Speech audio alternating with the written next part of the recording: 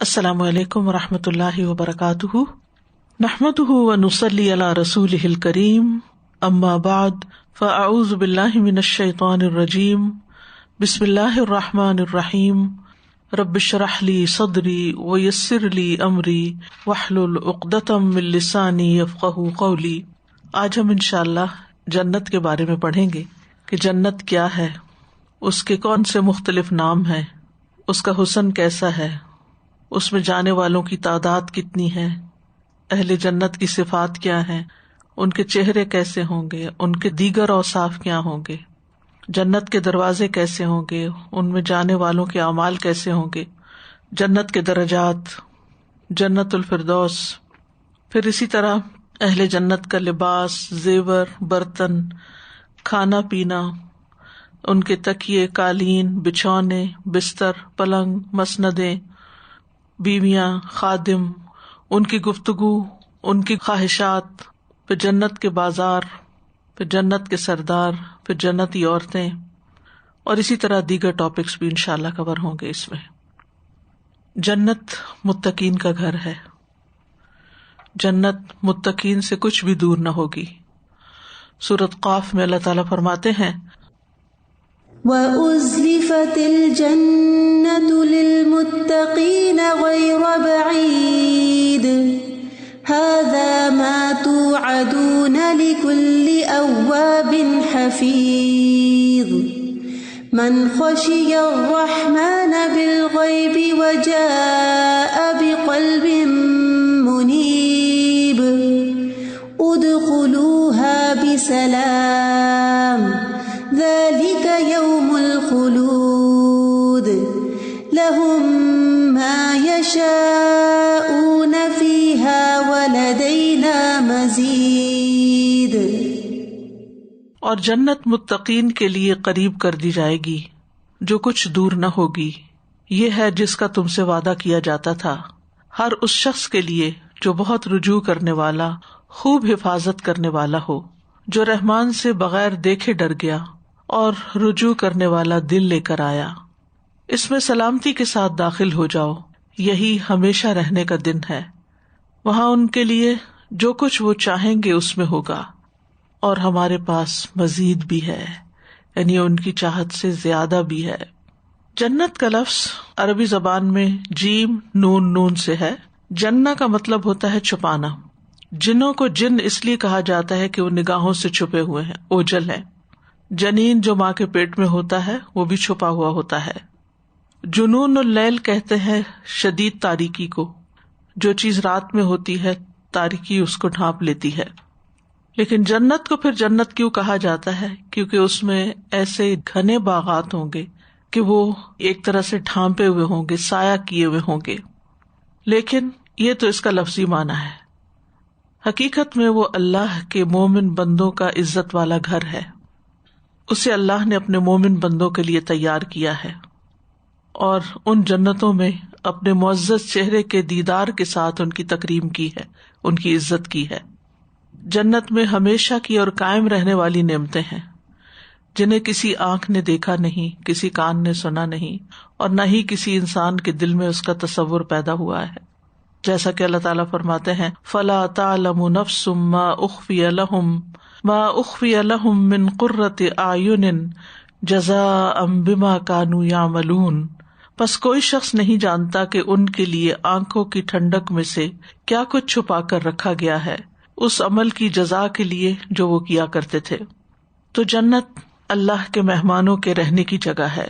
سورۃ آل عمران میں اللہ تعالیٰ فرماتے ہیں لكن الذين اتقوا ربهم لهم جنات تجري من تحتها الأنهار خالدين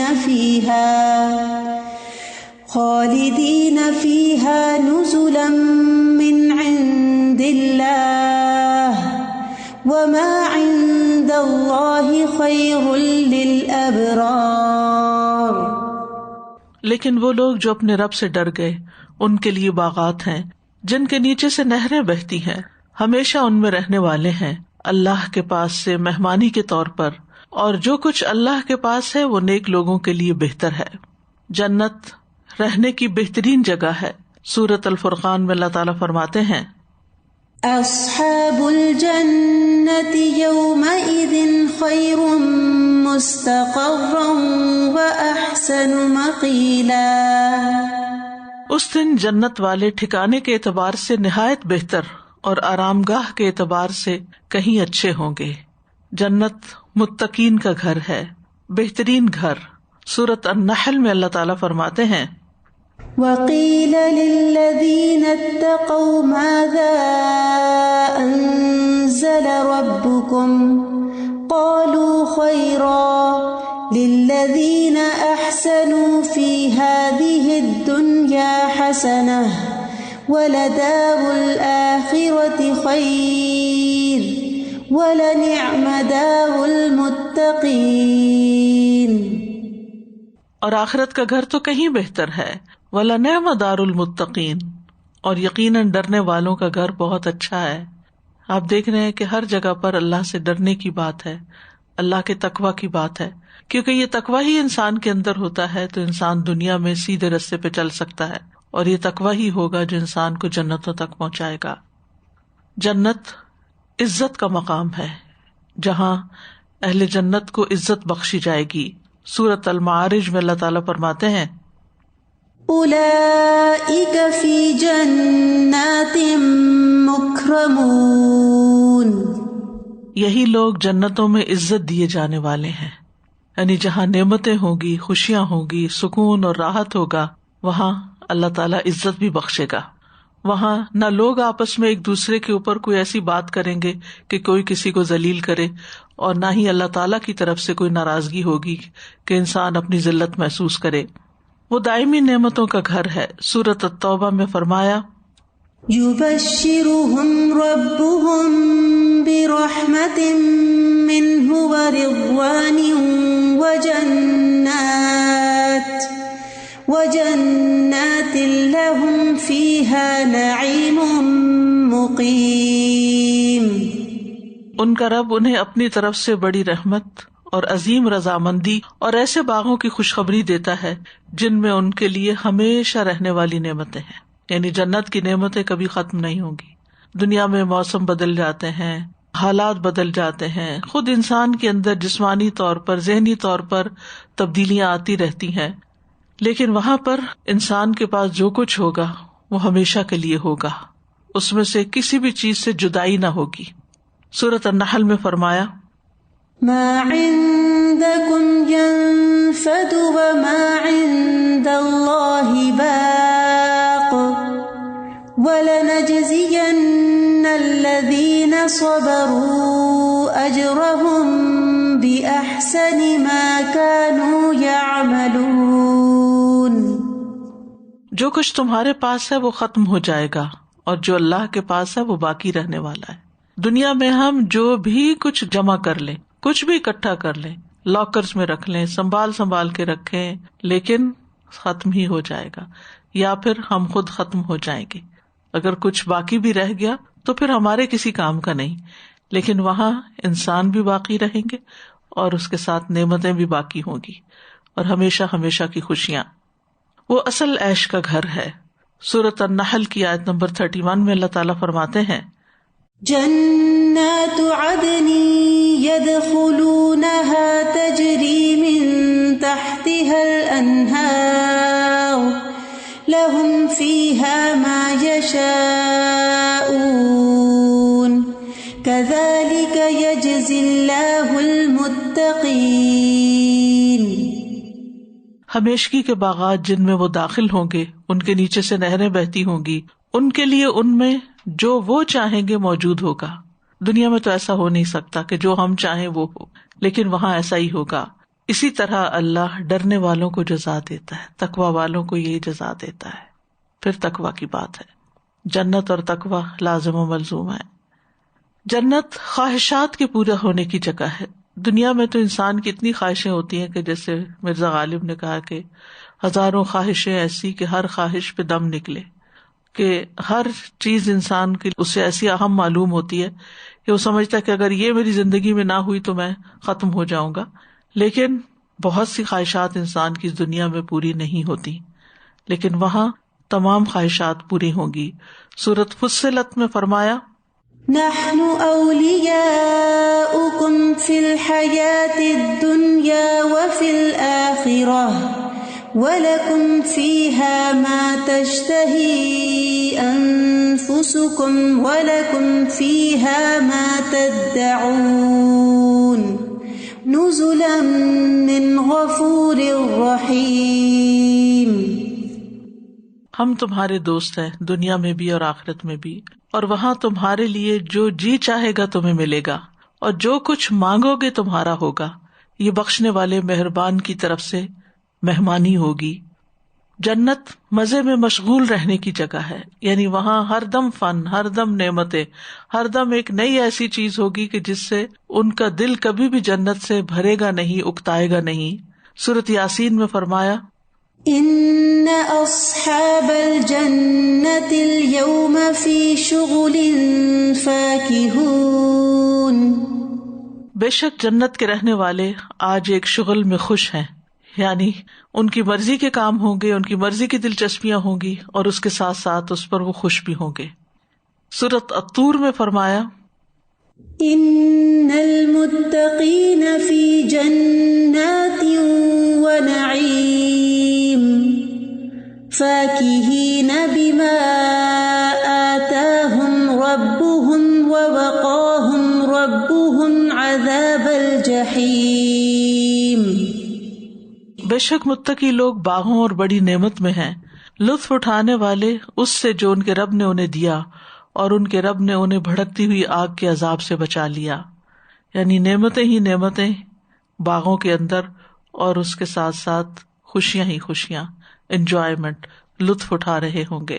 دنیا میں بعض اوقات انسان کے پاس بہت سی نعمتیں ہوتی ہیں، لیکن وہ ان سے لطف نہیں اٹھا سکتا، کبھی بیماری کی وجہ سے، کبھی کسی غم کی وجہ سے، کبھی کسی خوف کی وجہ سے، لیکن وہاں کی نعمتوں سے انسان لطف اندوز ہو سکیں گے۔ پھر جنت بہترین رزق پانے کی جگہ ہے۔ سورۃ الطلاق میں اللہ تعالیٰ فرماتے ہیں وَمَن يُؤْمِن بِاللَّهِ وَيَعْمَلْ صَالِحًا يُدْخِلْهُ جَنَّاتٍ تَجْرِي مِن تَحْتِهَا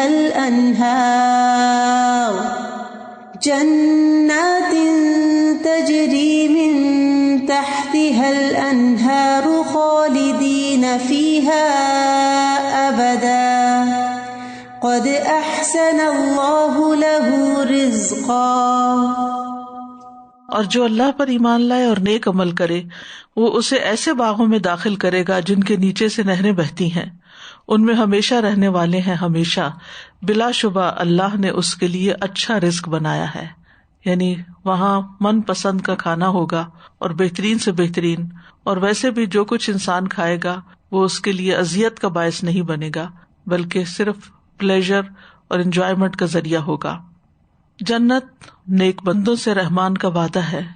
سورۃ مریم میں آتا ہے جنات عدن التي وعد الرحمن عباده بالغیب انه كان وعده مأتیا۔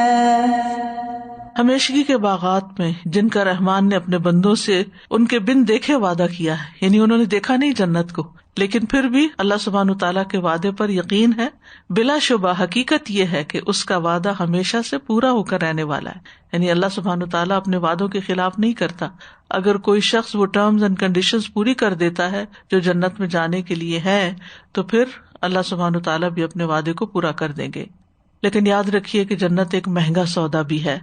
رسول اللہ صلی اللہ علیہ وسلم نے فرمایا، جو ڈر گیا وہ اول رات چل پڑا، یعنی وہ اپنا سفر جلدی شروع کر دیتا ہے، بڑھاپے کا انتظار نہیں کرتا، اور جو اول رات چل پڑا وہ منزل پہ پہنچ گیا۔ سن لو بے شک اللہ کا سودا بڑا مہنگا ہے، یعنی جنت سستی نہیں ہے۔ سن لو بے شک اللہ کا سودا جنت ہے۔ تو جو جنت لینا چاہتا ہے وہ پھر اس کی قیمت بھی ادا کرے، اور اس کی قیمت کیا ہے؟ نیک اعمال، اللہ کی رضا اور پسند کے اعمال۔ بہرحال دنیا میں جتنی بھی نعمتیں ہیں ان کے مقابلے میں جنت ہمیشگی کی ہے، اور دنیا کے مقابلے میں کہیں بہتر ہے. سورۃ آل عمران میں اللہ تعالیٰ فرماتے ہیں زُيِّنَ لِلنَّاسِ حُبُّ الشَّهَوَاتِ مِنَ النِّسَاءِ وَالْبَنِينَ وَالْقَنَاطِيرِ